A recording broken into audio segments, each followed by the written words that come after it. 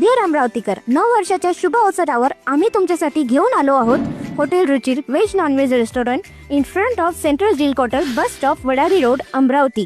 आमच्याकडे मिळतात खास आणि स्वादिष्ट चिकन आणि मटन पदार्थ.